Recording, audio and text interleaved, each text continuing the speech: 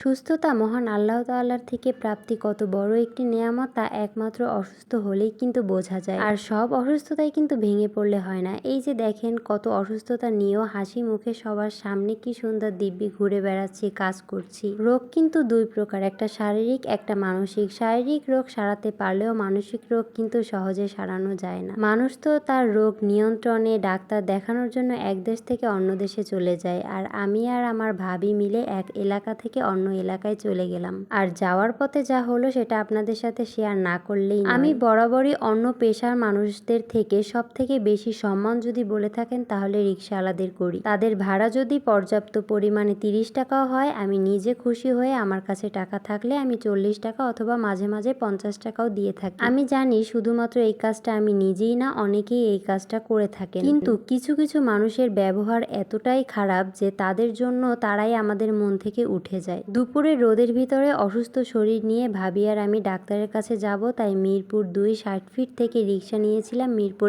1-এ যাওয়ার জন্য। তো প্রথমত সে ভাড়া বেশি চেয়েছে, তারপরও সেই ভাড়ায় আমরা রাজি হয়েছি, কিন্তু সে জায়গা মতো আমাদের না নিয়ে প্রায় অর্ধেক রাস্তায় নামিয়ে দিয়ে ফুল ভাড়া আমাদের থেকে দাবি করে দেন। ফার্স্ট অফ অল আমি কিছু বলতে চাইনি, জাস্ট সামান্য 10 টাকা কম দিয়েছিলাম। তখন রিক্সাওয়ালা তো সম্পূর্ণভাবে আমার উপর রেগে গিয়েছিল। দেন আমি সহ্য করতে না পেরে 2-একটা কথা শুনিয়ে দিয়ে ওই 10 টাকা ঠিকই দিয়ে এসেছিলাম এবং আমি আর ভাবি প্রায় আরও 15 মিনিটের রাস্তা হেঁটে দেন ডক্টরের কাছে এসেছিলাম। টাকা জিনিসটা সর্বদা হালালভাবে উপার্জন করাই উত্তম, কিন্তু সে যে কাজটি আজকে আমাদের সাথে করেছিল তা হয়তো বা তার ঠিক হয়নি। যদিও আমি তাকে অভিশাপ বা কোনো কিছুই দিচ্ছি না, জাস্ট একটু কষ্ট লাগলো যার জন্য আপনাদের সাথেও শেয়ার করলাম। দেন আমরা ডক্টর খুব দ্রুত দেখিয়ে 2 ননদ ভাবে আইসক্রিম খেতে খেতে বাসায় চলে এসেছিলাম। সময়ের ব্যবধানে ভাবির আর আমার সহজে কোথাও ঘুরতে বের হওয়া হয় না, কারণ আমি যেদিন ছুটিতে থাকি বা আমি যেদিন ফ্রি থাকি সেদিন ভাবি ফ্রি থাকে না, আর যেদিন ভাবি ফ্রি থাকে সেদিন আমি ফ্রি থাকি না। তো এই অসুস্থতা উপলক্ষে আর ডাক্তার দেখানোর উদ্দেশ্যে ননদ ভাবির একটু বাইরে যাওয়া হয়েছিল, তাই আসার সময় আমরা দুইজনে গল্প করতে করতে হেঁটে হেঁটে বাসায় চলে এসেছিলাম। তো আজকের ভিডিওটা এই পর্যন্তই। সবাই ভালো থাকবেন, সুস্থ থাকবেন। আল্লাহ হাফেজ।